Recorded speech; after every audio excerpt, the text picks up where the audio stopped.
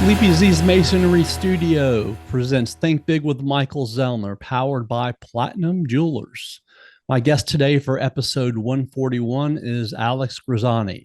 Alex is the owner of Elfo Grisanti's Northern Italian Cuisine, located at 5627 Getwell Road in Southaven, Mississippi. He and his wife Kim are also owners of Grizzly 9 Dough 1. It's a nice food truck that they've had for several years. He went to college at Johnson and Wales University in Providence, Rhode Island, where he studied pastry arts. Emeril, the famous Emeril Lagasse, also went to school there too. So just to let you know what an amazing school that is. And he graduated from the Culinary Institute of America in Hyde Park, New York in 1991.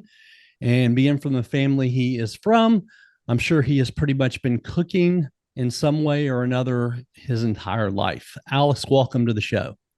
Thank you so much. Nice to be here. How have you been? I'm doing great. Good to see you again. It's been a long time. Yes, sir. It's Grisanti's 9 Dough 1, the pizza truck. I know the writing looks funny on the front of it. It's the big G that throws everybody off, but it's just my last name with the 9 Dough. Okay, Grisanti 9 Dough 1. Very cool. And I like how you spelled out. Yeah, that's very cool. They're very I like names that are good marketing names and that are catchy. So that's a really catchy name. So I'm sure that's worked out really well for you. My son came up with it. He goes, let's name the food truck 9 Dough 1. And at first I was like, what? And, even the 901, I was like, I don't understand. And I was like, oh, God, that's brilliant. Yeah, absolutely. You grew up in Memphis and Germantown. You went to Germantown High School where you graduated in 1988. We were talking off the air before we started. Times were a lot different and definitely simpler back then. What do you remember most about growing up as a kid in the 70s and as a teenager in the 80s? The thing I remember the most, we grew up between Shady Grove Road and Berry, and our neighborhood consisted of the Juvenettis, the Kleises, Billy Cochran, Michael Driscoll. We had a neighborhood of all boys, a couple of girls sprinkled in here that, oh gosh, all through those years, Joey Clifton was my best friend growing up. And those days were, some of the greats, JB Cannon, all those guys. We just all lived right there on Shady Grove Road. And the greatest was Sundays. One of the greatest days was Sundays because it started at 7 o'clock in the morning, and the Catholic family is, when are you going to church? What time are you going to church? Well, all the boys in the neighborhood, we would drag it out to 6 o'clock mass on Sunday nights at St. Louis. And Really, we'd ride our bikes around the church 3 times and then go jump in the ditch and ride up and down the ditch. But always work at our house. Daddy would prefer you go to work than to go to school. Right. That's how it was at our house growing up in the as a child. All the weekends were spent either you were at the restaurant or you went to our great aunt's house, the old Italians, and so even if you went there, you were still working, you were still cooking. So that's where I spent a majority of my childhood, was over either my Aunt Mary and Jean's or my Aunt Sharon's house, who passed away at 42 years old. Wow, very young. Very young. All the Grisantis have all passed away of major heart problems. So that has been kind of something in the past 5 years that I've really tried to work on, is my health and all that, but we'll get into that later. But the 70s and 80s were the greatest times in the world, riding our bicycles back and forth to St. Dominic's and St. Louis, playing football, and just the hole in one, and if you bring up memories of back then, and all the older your people, all the older Jewish folks, I remember cutting their yards when I was growing up, and Mr. Lansky and all those guys, messing with him, getting advice. And still to this day, Mr. Lansky, he goes, if you're going to go eat Italian food, you got to go to Alex's. Only Alex's place. I go, Mr. Howell, don't hold back. Don't tell anybody how you feel. Yeah, right. Exactly. That's not going to happen with Mr. Lansky at all. When you try to explain to younger people today, and with me, I don't know if with your kids, but I was with somebody yesterday that he brought his 20-year-old son along, and I said, you were born after 9/11. And I mean, just thinking about that, like you were born after and you're 20. And I said, you have only known the social media era your whole life. You didn't know what we knew back in the 80s, the best music, the best movies. We had to call girls on the phone or meet in person to go do something. There was so much more to do, like outside of your phone and your computer in Memphis. Our social skills, our speaking skills are so much better. And I think unless the parents spend a lot of time with kids or the teachers are really involved in everything, a lot of kids are lacking social skills today because all they have is their head glued into their phone or computer. Absolutely. Me and my wife got tickled about that the other day as well, because we were talking amongst ourselves, and she goes, how did we get other people's phone numbers? And I go, baby, remember you have to do 411. And she's like, or, you had to get the thing. And when we were growing up, the real operator answered right. the phone, going, hey, I need the so-and-so's phone number. And they hold on for a minute. And then we're talking about the telephone cord. Remember, your folks would have a 50-foot telephone cord. You could walk around. Yes. And the phone book that got delivered to your house that had not only phone numbers, but people's addresses in there. Nowadays, you think about it, like no one would want their address out there. No, nobody wants any information. They want all their information out there, but not their personal information. Sure. And it's amazing. We didn't even think about it back then, like, on the level of there could be danger from this or something like that. You never thought that way. My father was a podiatrist, and we grew up in on Massey Lane, right near Kirby. Yeah. So not too far from where you are in Shady Grove, within probably about 10 minutes of where you grew up and everything. But you just never thought of the danger. I mean, I used to sneak out of my house at 2 or 3 in the morning and go rolling and riding my bike up to Kroger and doing stupid stuff that you would just think of. Like now, if I had children, I'd be like, oh my God, there's no way I'd have bars over their windows. And that's what it is with Kim and I. We have our son, everybody's older. We're pretty much empty nesters. We got one left at home.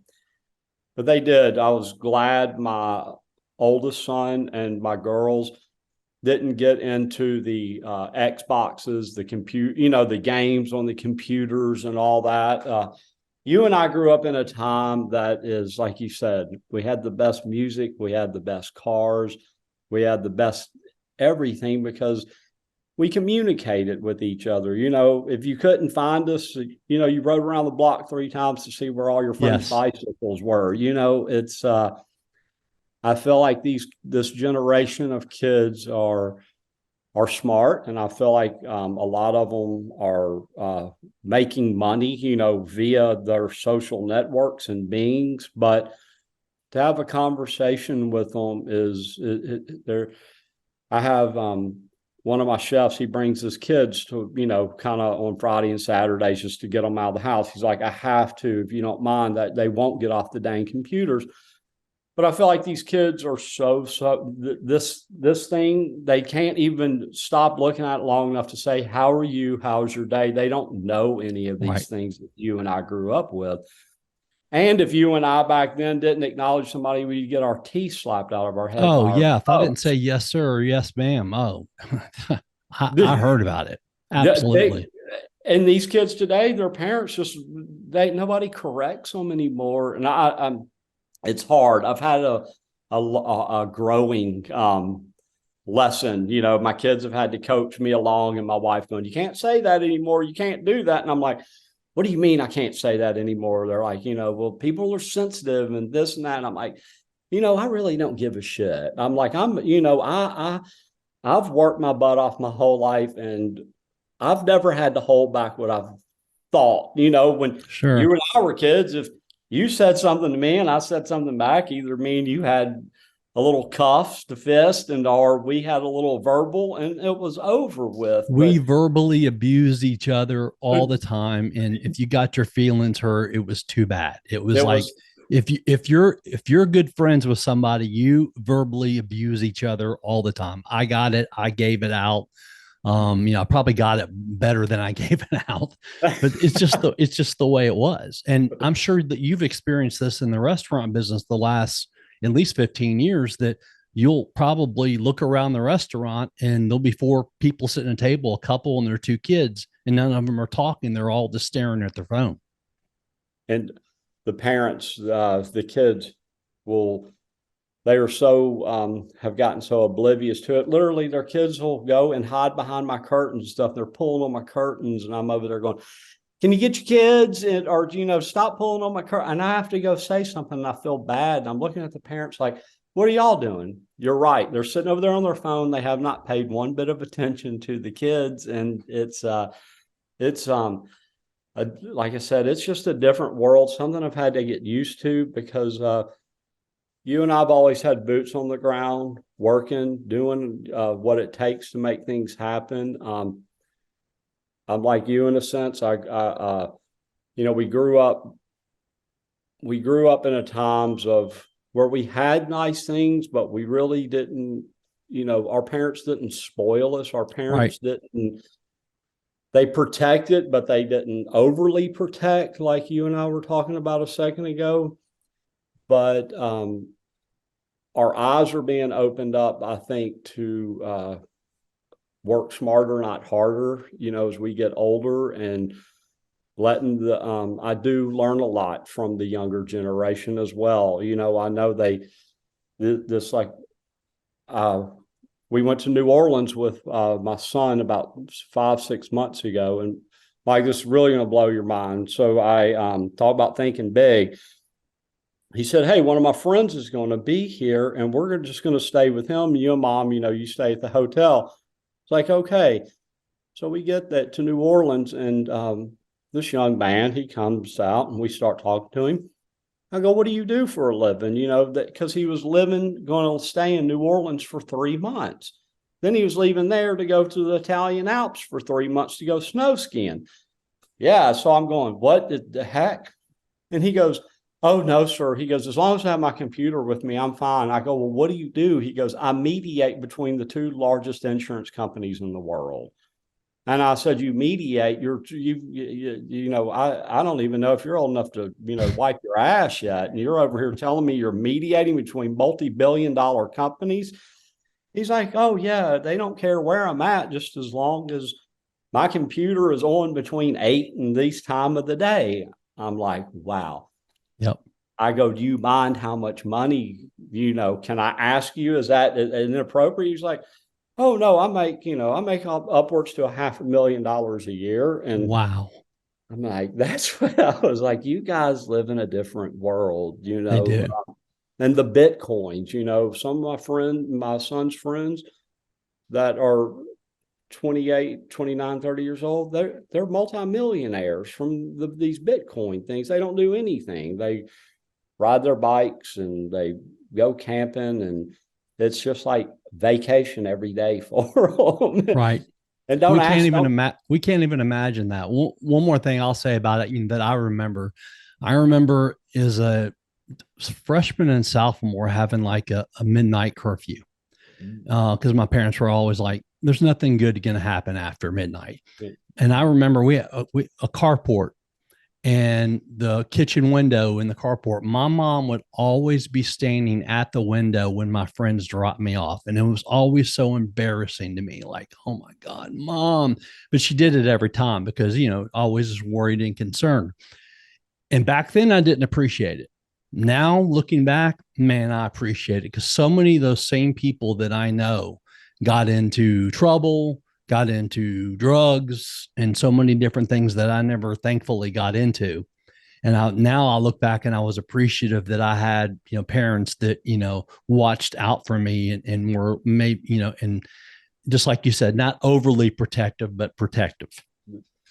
And that's my mom. She would not go to bed until every person in the house was home. And, Daddy wouldn't get home from the restaurant till sometimes 2:30 in the morning. Back in the heydays, we would go to work 8, 7, 8, 9 in the morning and not get home until 2, 3 o'clock in the morning. And the same with my mom.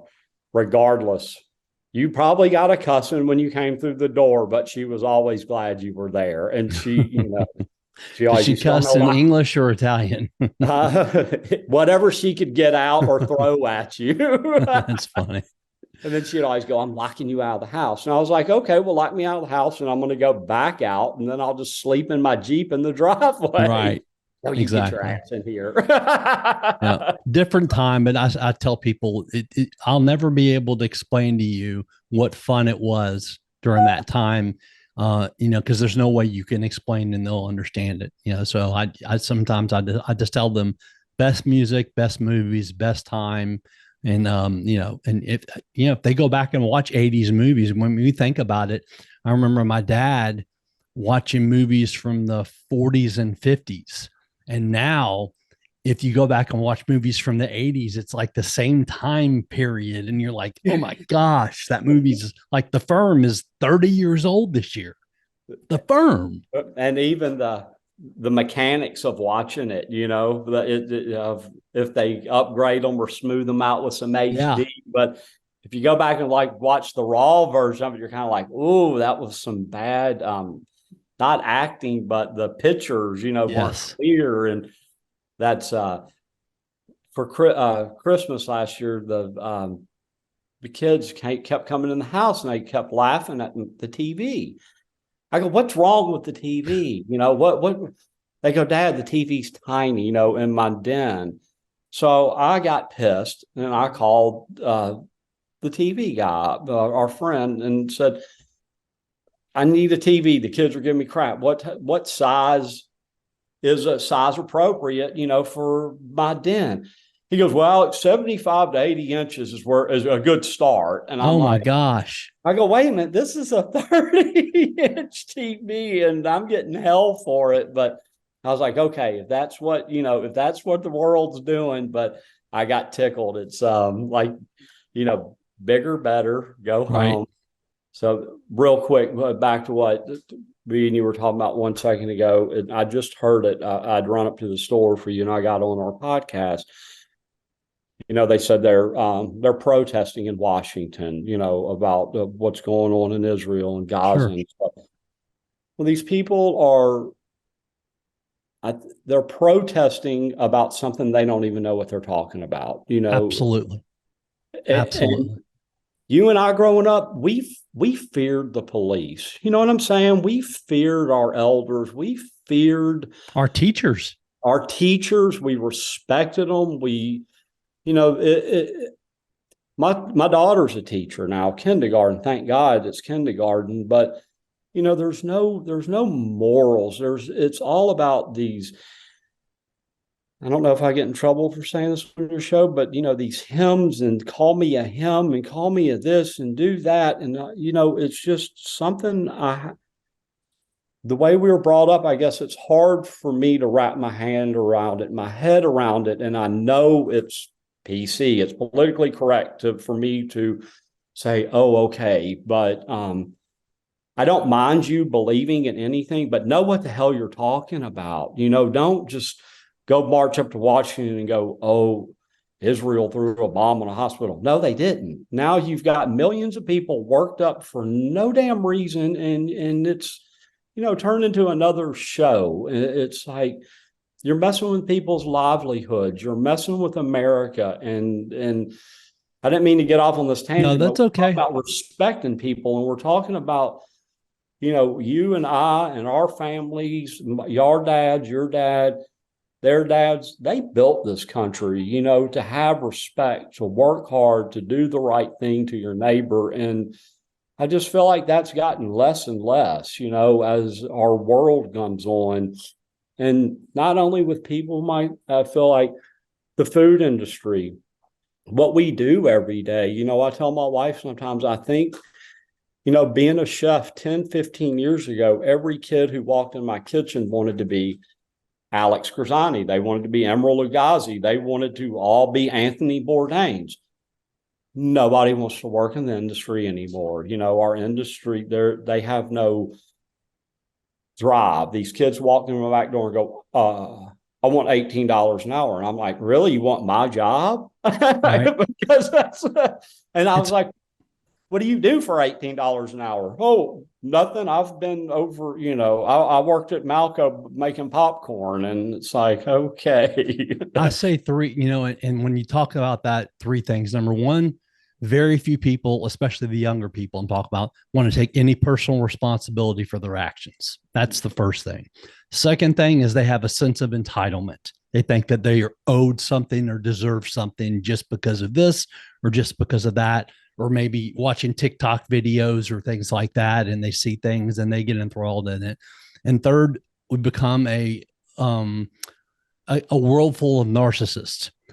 People that, it's all about me, me, me. And some people put 20 selfies or 30 selfies on a day. I'm thinking to myself, you're doing this for clicks and you're doing this for likes. And I understand there's some people that do it that are doing it. They make money off of it. They're sponsoring products and stuff like that. I'm not talking about those people, but I'm thinking to myself, how many different angles do you need someone to tell you you're pretty or that you're a good looking guy or something like that? And it's beyond me. It's like what, Seinfeld called the bizarro world. Everything's backwards.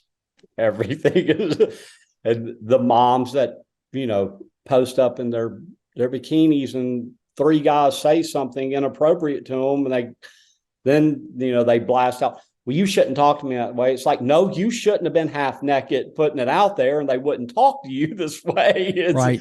Those are the ones I'm with you. The ones that are the big companies are, the people that have made it to do it. Yes, it's a driving tool, but it's a dangerous tool. The social media is a dangerous tool, and the tracking, I enjoy to know where my kids are, and sure. ask, Dad, can I track you? I'm like, absolutely, because something happens to me, I want y'all to know where Absolutely. I'm at and all that. But I think ever since Corona, we've seen even more of the thinking. I call it stinking thinking. Where I feel like I've seen the entitlement, we're owed more or something more since Corona. A lot of people that got to work from home because of what we're doing right now, like on Zoom, the Zoom, God, imagine if you own Zoom, how much money you make during Corona, but that are working from home. And look, that's fine if there's jobs that people were able to work from home and do it that way. But there's some people that, like, when Elon Musk bought Twitter and he said, hey, you guys got to get your asses back in here if you want a job. And all those people who had that sense of entitlement, most of them at certain ages and everything, a lot of them just couldn't handle it. And they were like, no, and it's like, you want me to work 5 days a week? No. From 9 to 5, or even cut it from 9 to 3. Then they protest, well, can we work 4 days a week and have 6-hour days? Right. It's a completely different, era. And I'm glad that we were brought up the way we are, because even to this day, when I go through a drive-through, if I see somebody has a name tag, I try to use their name. Like if I can see their name, I'll use their name because they're a person, they're working. If I'm on the phone, even if I know the person's probably 15, 20 years younger than me, and I'm just guessing because I don't know, it's yes, ma'am, or yes, sir, because that's how I was brought up. And it's not like something I even think. It's just, it was instilled in me by my dad and mom that that's what you say. And yes, please, and thank you. They go a long way. They go a long way. And me too, when people go, it's Bob, call me Bob. And I'm like, okay, Mr. White, 2 6 right, it's Bob. And I'm like, it's instilled, it's ingrained, it's entrenched. And the companies, I won't say what company, my daughter works for, a multi-billion-dollar family-owned company in Memphis, and you know it well. You probably have a sign behind you of it. But 3 weeks ago, they told everybody, guess what? Come back to work or retire, or resign. You can. So my daughter said all of a sudden, this big giant office building she's been in for the past year and a half, thousands of people all of a sudden started pouring through the door, and they're looking at my daughter like, hey, what's going on here? And she's like, I've been here for the past year and a half working, but it's, I think either big companies are, like you said, with Twitter and FedEx and all of them, they're going to either you come back and earn your keep and show me what you can do for our company to sustain us, to put us back on the map, or else, we'll keep hunting and fishing, because there are people that are still hungry out there. Yes, I agree. To work and to do right. I hate the immigration thing. I hate all this, the border crossing stuff. And the reason I'm talking about this for a second is because, I have Hispanics who work for me.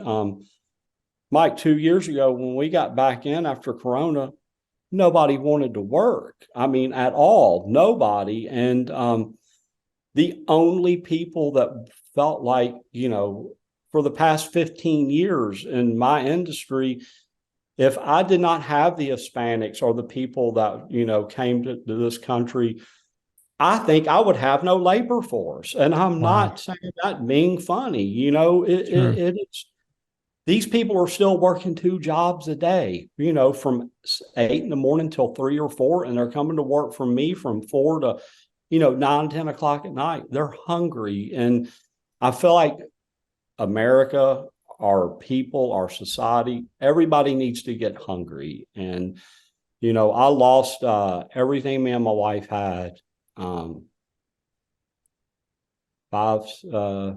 6 years ago. I was drunk. I was out of control, money, everything. Totally, I lost everything. I mean, I didn't know if I could feed my family peanut butter jelly sandwiches at the end of the day. My dad had passed away. My mom had passed away. We lost Kim's mom. We lost Kim's dad. I went to a really bad place in my life. And I guess the moral of the story is, within 5 years of all this happening, I got sober. I lost 130 pounds, and my company is making over, $2 million a year. Don't tell me you can't, because you can. It's there. Yep. And it's here. It's just, you got to get off your butt and go get it. Nobody's giving you shit in this world. I don't care if you're black, white, Mexican, Chinese, Italian, Jewish, whatever we are. Nobody cares about your actual being anymore. I feel like if you don't get what's yours and you don't work yourself to where you need to be to take care of the people you love, nobody else is going to do it.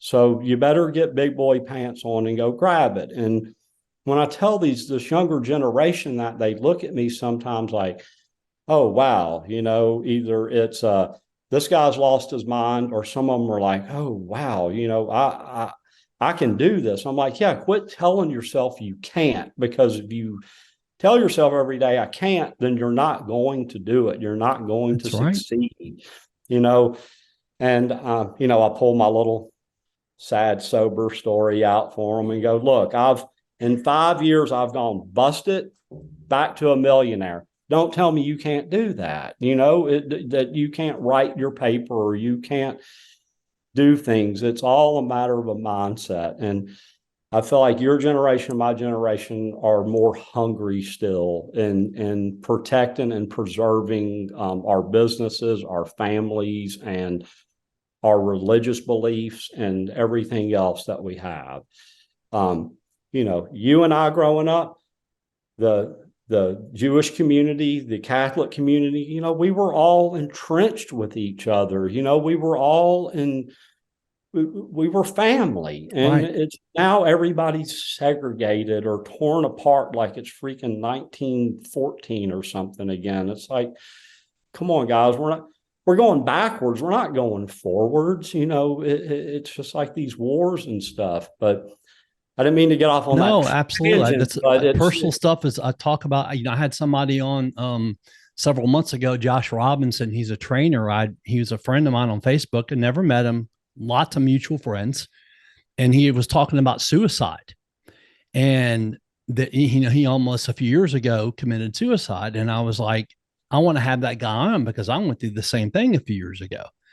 And so we had a discussion about that, where I've lost everything a few times, but you have to fail in order to succeed. You have to get knocked back on your ass in order to get back up because, you've heard it, I've heard it. No one's going to come save you. Are you shopping for a new watch, an engagement ring, any kind of jewelry at all? What's up, Memphis? This is Jaren Jackson Jr. from the Grizzlies, encouraging you all to shop where I shop, Platinum Jewelers here in Memphis. Platinum Jewelers has a big selection of earrings, stockable rings, luxury watches, necklaces, bracelets, really whenever you need. 9387 Poplar next to Fresh Market in Germantown. So if you need anything jewelry related, go to my spot, Platinum Jewelers. I knew for years ago, I knew I had a backup plan. I knew that if I messed up or did something wrong, my parents probably would have bailed me out. No, that's not there anymore. It's just not there anymore. So if it's going to be, it's up to me. And that's the way we have to live our lives now. And you're right. Many of the people today, they just don't understand it. Was it different for you growing up, coming from a well-known family in Memphis? I mean, obviously, people knew your family because of the restaurants and everything like that. Was it different? It was, sometimes it was, maybe the kids in the neighborhood thought it was more than it really was, like sometimes, I probably got picked on or got singled out more than, the other kids in the neighborhood because of my last name or my family was in the industry they were in. But I feel like growing up, it was more of what my family did, like your dad, the kid next door's dad worked at IBM. I thought it was normal, for us to be in the business we were in. Sure. So I really never thought about it until I got, older and, when I would go places. And I guess my little cousin said it best to me a couple of weeks ago. He goes, how did he put it? He said, you've shown up rock star, and I was like, what do you mean? And he goes, you help people, you do things, and your dad, help the community, and you're all over social media, and I was like, but I don't think about it like that. Yeah. I don't think of being that kind of person. Just like in the last 2 days, we've done, Kitchens of the World television show, Gina Needley this morning, you tonight, Jennifer Chandler. But I feel like it as not that I want to be a big shot or celebrity. I'm doing it to broadcast what my family does, what you do. We're sharing stories about Memphians and Memphis. And right. Look, as you well know, you go broke, your phone quits ringing, doesn't it, Mike? Oh, yeah, it does. All it did at the old Elfos, the big one, and at Ronnie's, people, Alex, can I get your front row seats to the Grizzly tickets tonight? Hey, Alex, can I get this? Can I get it? You know what I did for 30 years? All I did was, my wife's like, why do you make these promises? Why do you deliver to these people? It's not, she was being ugly. She's saying, basically, what happened is when we went down broke, when we got on the tubes, nobody would answer my phone call. Nobody wanted to talk to Alex Grisanti. Alex had nothing to offer them. Right. They'd see my phone number. They were like, oh, this motherfucker wants to borrow money, or he's on drugs, or he's drinking. Stay away from him. Well, 130 pounds lighter, 5 years later, here I come. My phone rings for Grizzly tickets. Go fuck yourself. You didn't answer my phone call when I needed you. Right. My wife and my kids did. Yeah. But it's you find out who your true friends really are. Regardless. Usually less than that. That's less than that. Less than that. My dad told me that a long time ago. The man who raised me with my dad, you remember Big Daddy that worked at Ronnie's, big old man with the ball head, Big Daddy? I know who that. I remember who he is. Yes. Mr. Bonnie, he raised me, and I worshiped the ground he walked on, and he taught me the hardest lessons of life every single day, that you're never going to see 5 true of these. If the dishwasher breaks, jack it up and go get a new one because it's cheaper. If he taught me how to be a man, how to stand up for myself, how to walk amongst this earth with these people and to believe in what you believe in, to stand behind your family, and regardless of the pitfalls of your family, not to you have to pick them up and support them because they're your family, and that's the rights of your life. To pay your taxes and die, and Right. those are the things he taught me. And don't spit when I chew this. I said, Big Daddy, I'm gonna get cancer. He goes, boy, don't you spit. I've only tried that one time. I was with a friend of mine. He actually went to Germantown with you, Carrie Hazelrig, that was the lead singer of YB Normal. Yes. And Carrie and I went to a movie, and he was dipping, and he goes, no, I said, let me try some of that. He goes, no, you don't want this. It's really strong. I said, no, let me try it. Oh my God, what a mistake. But the bad mistake. It was a bad mistake. I regretted that. I had to run out and go into the bathroom, and he was just laughing at me. I didn't live that one down for a long time. The most, speaking of high schools, I'll take you down this journey. My whole life, boy Catholic schools, polyester pants, shirt, tie, the whole business. Yeah. So I go to Christian Brothers my freshman year, and basically I got asked to leave. I was rambunctious, not rambunctious as I was violent or anything. Shane Sofer and I were playing in Heverton Hall. He pushed me, I pushed him. We were kidding. We broke the Lay's machine. Well, I had a bad GPA, buckshots, 00. Yep. So we got called into Brother Dennis's office, and I was asked to leave Christian Brothers.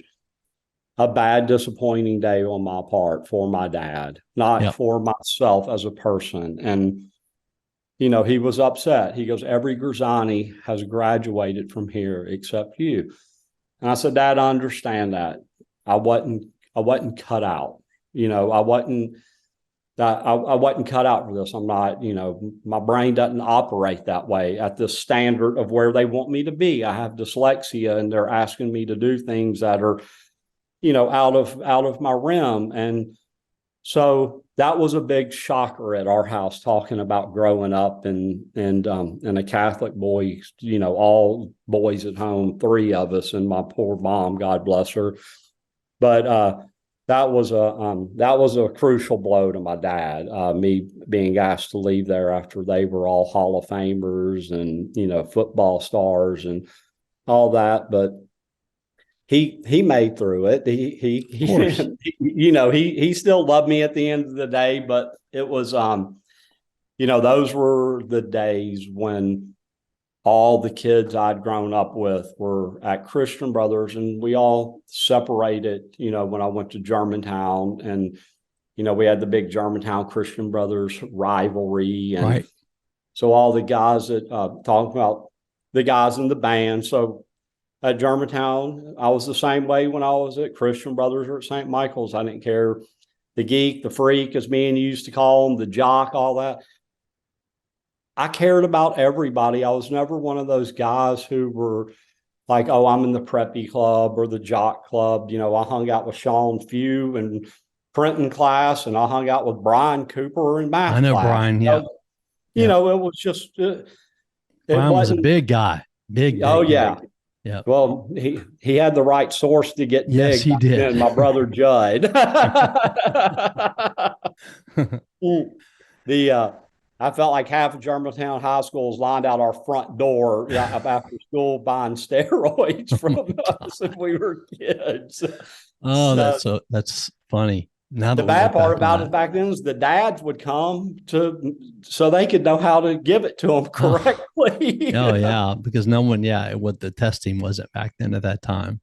And all of them wanted to go play college ball, and back then. And I remember Daddy and Logan Young were big Alabama supporters, and they got in that whole Albert Means thing. Back in, they were buying players back in the olden days.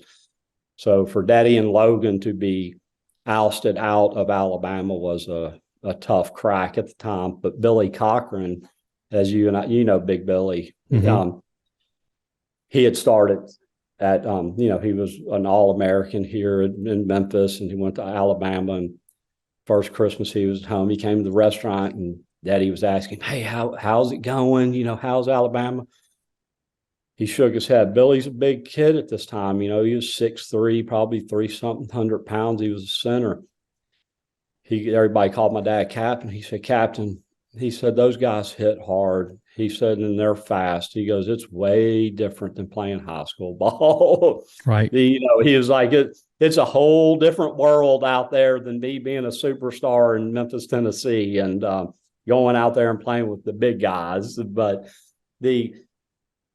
I've always been respectful to all my peers. I've always held that moral to myself to, you never know who your customer is, and being in my business, I didn't want Mike to go, I didn't like that guy growing up, I'm not going to go, solicit his business. Or, somebody down the street going, Mike goes, "Let's go to Elfo's." No, I'm not going up there. He was an asshole, Sure. Down the road when we were younger or whatever.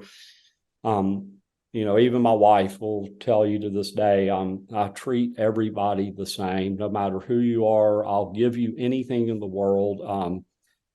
As long as I feel there's a belief and honesty in what you're doing and in trying to better yourself. Being sober in the past couple of years has really humbled me a lot with my family, with my kids. I felt like I missed a lot of important years of their life growing up. You came in, you solicited my restaurant on Poplar and in Germantown, and you saw what I dealt with every day, hundreds and hundreds of people pulling at you, phone constantly ringing for reservations. Everybody's your best friend. And I treated everybody like they were my best friend. But the thing I was leaving behind was my family, going to my girls' graduations, going to homecoming night, going to birthday parties, going to things that I was supposed to really be at. I was more entrenched in taking care of the community, and the community took care of us, and they supplied me with beautiful things. The older I get, I've learned the materialistic things are not so important as they used to be. I want to be comfortable in life. I want to be able to take my kids to dinner and let them enjoy it without, checking the bank 6 times before you get there. I feel like I've grown a lot in the past 5-6 years into a better person, I give to my kids, my wife, 100% every day, and back to myself, most importantly, because if I'm not here, then, I feel like there's no ship to sell. Right. And they need you. You need them. Me, and I need them. Yeah. I sent my wife flowers the other day, and the lady goes, "What do you want to put on here?" I said, "Tell her to the best secretary in the world." My wife goes, "You're so romantic." Speaking of that Albert Mean, we're Alabama fans. My sister graduated from there, and so we became instant Alabama fans, back in the 80s. And the Albert Means thing, they just got caught. Someone told, the story, and I know the story. But everybody was doing it. Everyone did it. All the schools did it. Keith Lee didn't end up at Memphis State, going to sign with Arkansas State, and then all of a sudden didn't show up. And, he got that $10,000 in a shoebox from Dana Kirk. Absolutely. We know. I have a friend of mine that was a point guard at Memphis State, and said to me, he used to, after the games, boosters would shake his hand and give him $100 bills. And then the point guard that came after him came up to him and said, "Hey, I'm getting $50 bills after the games." He goes, "Man, you're getting ripped off." He goes, "I was getting hundreds." So it all went on. They just happened to get caught because somebody told somebody. And the greatest thing is people are blind because it's still going on. It still happens. My father-in-law tells a funny story. They owned a little country store where my wife's from, and Bear Bryant pulls up, and my mother-in-law, being, quiet Baptist, keeping her family together, she goes, "You're not going to give him another sack full of money this time. He doesn't do anything for us." And I got tickled. I go, "Hell, just a sack full." I go, "Daddy and them were giving them truckloads full of it." Oh, yeah. And people have no idea how long that's been going on. But yeah, it's been going on for so many years. They just happen to get caught. There's a quote of yours that I read, that one of your favorite quotes is, quote, "What's your bad habits?" unquote. What are those? Why are those words so important to you? Because I feel like bad habits become, I ask people that question because I feel like it shows me who you are. If you're going to tell me the truth, or am I going to find out later? And I ask people when I hire them this question. I ask people when I get to know them. Even before being sober, I kind of took it as a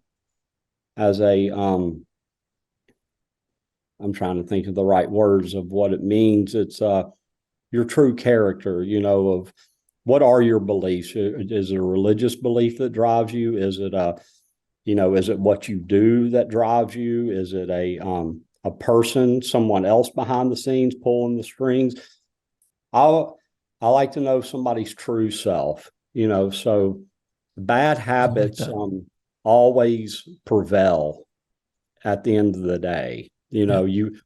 People tell me, "Well, oh, I'm clean and sober," or, "Oh, I don't drink." And then you see them out at the bar and they're, the first one's bellied up, burping, going, "Oh, I'm just having one." I'm like, "Dude, I don't give a shit if you have 20, but I see your bad habits now. You lied to me."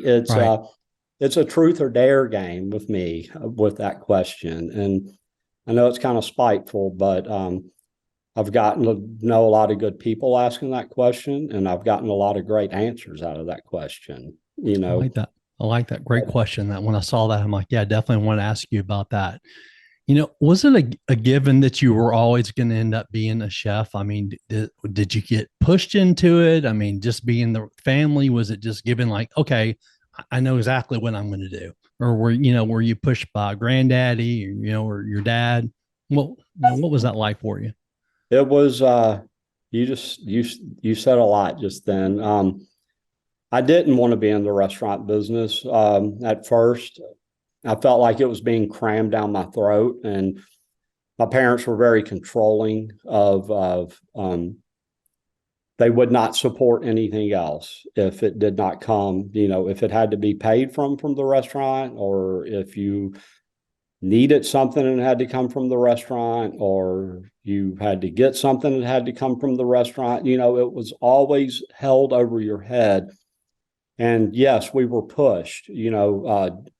Daddy's favorite thing was, when he woke you up in the morning, was, "Are you going to school or going to work today?" Because his question he wanted to hear was, you were going to work. The hell with school. It was, that's how passionate and how much they were into what they did. And but they grew up in a time, as you and I were talking about, different times, where all their brothers and sisters and families and aunts and uncles, they were all at the restaurant. They all worked the restaurant, and as we got older, we had employees, we had waitresses, we had cooks, and we had, different people and different. So I felt at first I was very well being pushed into it. As I got older, like I was telling you earlier, I grew up, had dyslexia real bad. So learning things in a book or reading, I didn't understand it. My brain didn't ever grasp it. But, I'd go over to Kevin Bolton's house when we were growing up, and we would take his Mustang engine apart, over to Nikki Coleman's house and take a three-wheeler apart. And 2 days later, Nikki or somebody would call me and go, "Hey, what happened to your, I thought we were working." "Oh man, I fixed it. You showed me once. I do it with my hands." So I felt like after a while, more than being pushed, that God was saying, "This is what you do. This is you." have a gift of touching people. You have a gift of cooking. This is it's instilled in you. So now I embrace it more. I ran from it for a long time. I was bitter as hell at my parents for it. I feel like I wanted to be a NASCAR mechanic. If you read some old articles about me, people used to ask me, what do you want to do?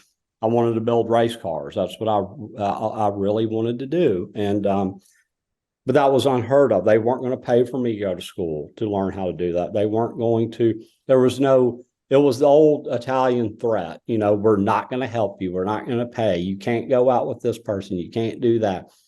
They controlled your life. And I did that a better part of my life with my kids until I realized that they have to learn their own mistakes. They have to fall down. You can't, I'm not saying bully your kids but back then it was just different. And, you and I, like I said, we grew up in a different time to where we said yes, ma'am, and no, sir. And we did what we were told. And, as years went by, I realized that I was in the right spot, and I was, like I said, I put the bitterness aside, and I had to look back of I can't make the same mistake with my kids. My son's a chef, and he lives in Portland, Oregon. And after Corona, he did not go back to chefing because the industry there still. A year after Corona's over, Mike, we went to Portland. Everything was still closed down. My son was like, Daddy, these guys here they're a one and done. They get fame, they get on YouTube, they get this, and they close the restaurant down after the honeymoon's over. And he's like, I'm working for a restaurant owners and I'm giving them 12, 14 hours a day of my life, but I'm the chef, which means, nothing to the owner in the scheme of things like it does to you and mom. And I told him right there, I said, son, look, I want you to do what you want to do with your life. I don't want you to follow in my footsteps if that's not what you want to do. And the same with my girls, which all have turned out wonderful. One of my daughters is a first grade teacher with her master's degree at Arlington, a kindergarten teacher, excuse me. My other daughter is in marketing and design at FedEx, and they're 25 years old. I'm very proud of them. That's great. They've been all around the world doing mission work, and I'm talking about for a year and a half at a time. They go to Sudan, Vietnam, Ghana. Places I really sometimes were going, tell me you're not there. And Mike, they were there living on the dirt floors with the locals. It wasn't like they were in a hotel or with a group of people, and they were out doing what they wanted to do. It scared the hell out of me, but they're all back home and safe. And nice. I've let them, I had to let that controlling Italian old mentality go. My wife is very level-headed, very understanding. So she has to talk me out, used to have to talk me off the ledge more than she does now. Now I just say yes, ma'am, a lot. Smart guy. It's funny you just mentioned Nikki Coleman, a mutual friend of ours, Jennifer Jones. I have a 2005 Hummer H2 that I bought in 2005 new when gas was $1.69 a gallon. Never been over $2 before. Now that Hummer's not worth, much, but it still ran. But my transmission went out, and I had somebody that was gonna, I can do this, I can do that, and he futzed around for a while, and finally Jennifer said, "Let me call Nikki." And so it got towed out there, and I think Nikki's on the beach right now, but it's at Coleman Taylor out in Cordova, and he's taking care of it for me. So that's funny that you mentioned his name. Nikki's been a great friend. He's always been a good buddy of mine, and he's kind of, I know, gone through some rough patches here in the past year himself, losing his mom and his dad. And he put a post up yesterday, if you don't get these phone calls anymore, or if you get these phone calls still, you're a lucky person, that said mom and dad. Yeah. I was like, for sure. You and we've made, there's so many great people in this town, that you and I run cross paths with, like talk about having Joe Theismann on your show, and having Jeremy Baird, or whoever.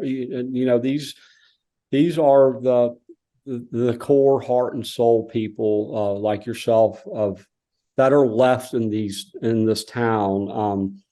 Like we were talking about Mr. Lansky earlier.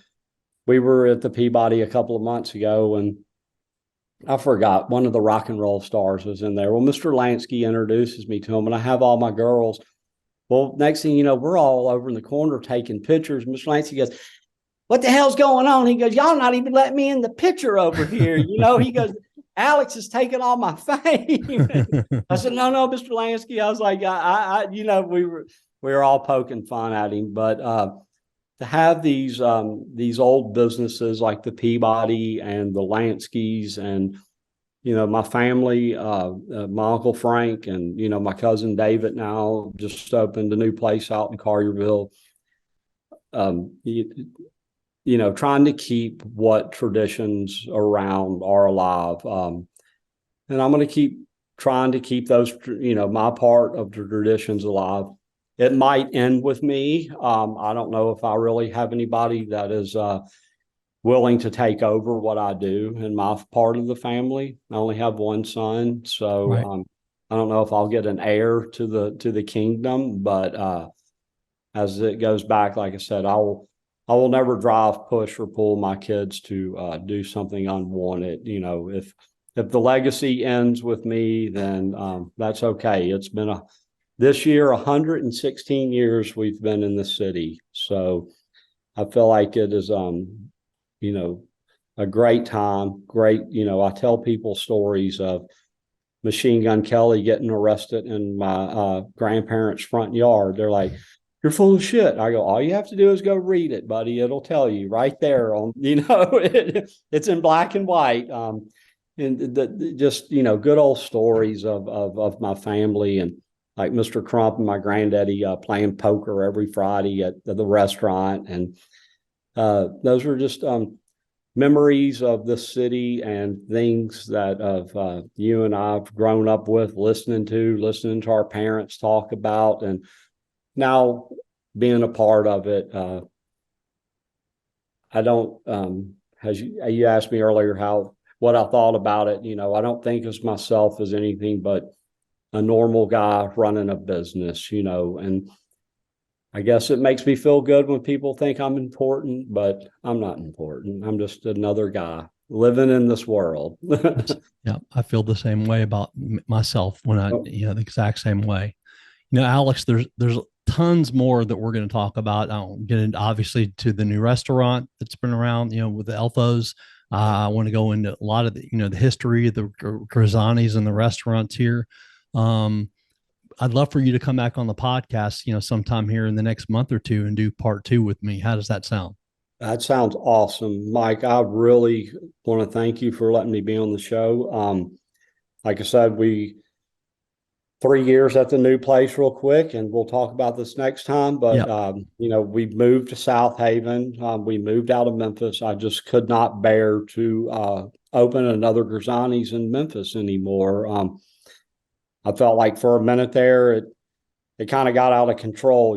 My Uncle Frank, which is all right and deserving to do whatever he wants. It's his name as well. My cousin David, I let some people use my dad's name, the Ronnie Grisanti name, to open a business up. And it's fine. It's great. They have his name in a store, and they've got, they've done his name well, but that's not what we're about. That's not what me and my daddy are about. We're about touching you, feeling you, hugging you, kissing you when you come into our restaurant, embracing what you're doing, not selling, his name on a package somewhere. Right. That's just something me and you can talk about next time. Yeah, Not in a way of demising anyone in my family. Sure. It's just I feel like me and my Uncle Frank and a couple of us still are true to what we believe in. And that's all you have to be. If you're true to what you believe in, that's the most important, one of the most important things you got. That's all I got is my girls and my customers and good friends like you. So we are now on Get Well Road in Southaven, and we're loving it. What are your hours there? We are open Monday through Saturday. We're closed on Sundays. A lot of restaurants are open down here on Sundays and closed on Mondays. And being the good old Catholic Italian boy, we were always closed on Sunday. So I stay true to that. Sunday's family day. Sure. But we're open Monday through Saturday, 4 p.m. until close. I never put hours on the door. If you want to stay and I'm not kicking you out of my restaurant, you are there as long as you want to be. But we're enjoying being down here. It took a little while to get entrenched with the community and letting them understand what we're about, that, we're here for special occasions. We're here to give you the best service and food. And they're catching on. They're learning. So I would love to do part 2. And I have so many more questions and things to talk about. So yeah, definitely. We'll probably end up going longer next time, to be honest with you, because there's just so much to talk about. All right, keep me on track next time. What? I said, keep me on track next time. No, it's okay. That's all right. This is how I do my podcast. I let people talk. So that's what I like to do and interact with each other. Once again, I'd like to thank the sponsor for Think Big with Michael Zellner. Platinum Jewelers are located at 9387 Poplar Avenue in Germantown.